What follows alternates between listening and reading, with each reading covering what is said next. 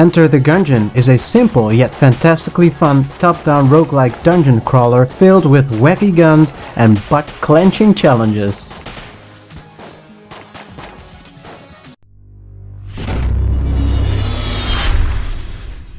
Story.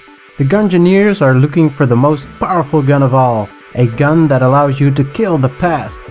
The gun is found in a fortress on a distant planet filled with traps and danger, and it is up to you to overcome all the challenges and obtain that fabled gun and erase the past. Like that one time you had one fat dripping burger too many. Graphics.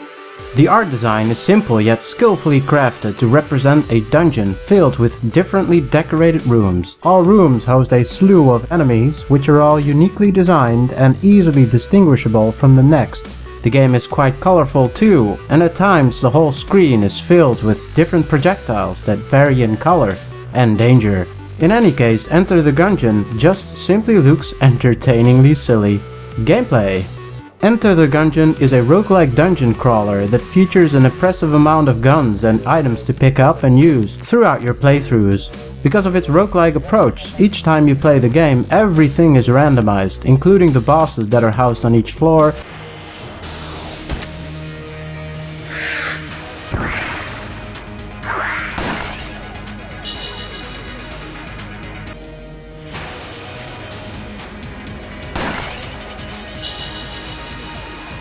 and the items supplied by the vendor. Enter the Gungeon is filled with different guns and items to collect that can aid you in each attempt you make at reaching the top.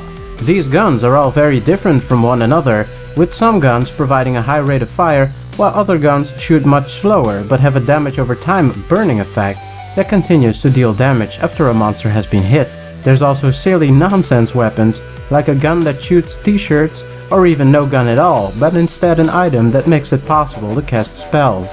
There is no way to save the game or keep any items you may have gathered while playing the game, however, so it's absolutely important to try and survive as long as possible without dying, if you wish to hold on to your items for just a bit longer.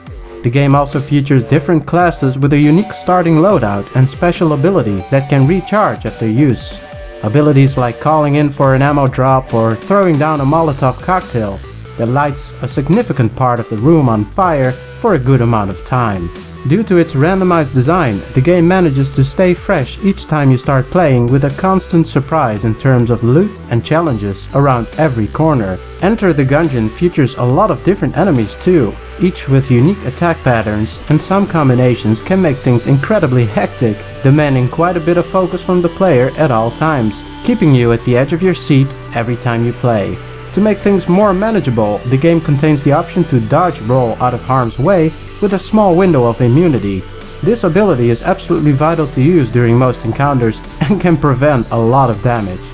Due to the game's design, this is not a game where you can reasonably expect to make tangible progress. During playing, I've had my ass handed to me many times over, causing me to lose much progress. It's a game where you begin from the start and aim to reach higher floors, but many factors and of course player skill come into play here. Lucky item drops, enemy composition, room layout and boss selection all play a big part in your success. Nevertheless, it is the challenge the game provides that keeps you coming back for more. Overall score: high replayability. Due to its random nature, the game can be played over and over and over again without it becoming boring. Fast-paced action. The action is delightfully well done, incredibly responsive, and you have absolute control over your character. Fun boss fights. The boss fights in Enter the Gungeon are unique in both aesthetics and attack patterns. Co-op. The game features co-op so that you can tackle the challenges more easily together. Closing words.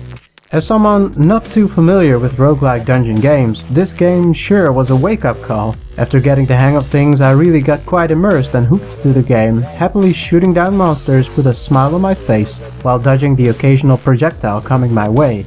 Personally, due to my limited experience with similar games, this game was a breath of fresh air, and I enjoyed playing it greatly so far, and I'm not even close to being done with the game or reaching impressively high floors.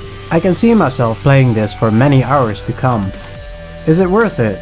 If you like similar games like this, for instance Binding of Isaac, then this is a no-brainer. Yes! If you, however, prefer a game that allows you to save to continue with more steady progression, I'd say maybe this game might not be for you. Thanks for watching, my name is SirDutchie, and if you've enjoyed the video, be sure to drop a nasty like and don't hesitate to drop a comment to share your opinion about this game. And of course, if you wish to support me, you can do so by liking, sharing, or even subscribing to help this channel grow. I wish you, as usual, a fantastic day.